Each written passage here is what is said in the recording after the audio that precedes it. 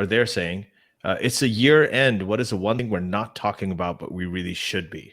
Ooh, thanks. Armin, go first. I already talked about, okay. Blockchain? Yeah.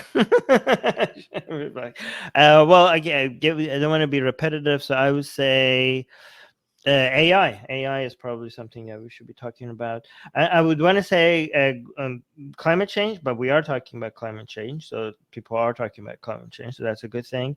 So the main issues, Yemen, human rights violations, and so human rights wise, the situation in Yemen and China needs to be talked more about, right? Also in Syria.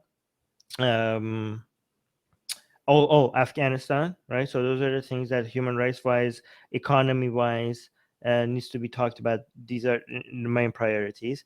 Threats to the world, AI and climate change. Climate change, we are talking about it, so AI is something that more people should be talking about. And optimism for the future, things that could save us from a lot of the harm, as blockchain technology. People are talking about that. So he's saying like not talking about. So among the things that we should be talking, more people should be talking about, but are not, it would be AI and human rights violation. China, more people are talking about China's human rights violations. Yemen has been forgotten completely. Afghanistan, there's somewhat of a discussion about it. So the one that is forgotten the most is Yemen. So AI and Yemen, I would say. Mm-hmm.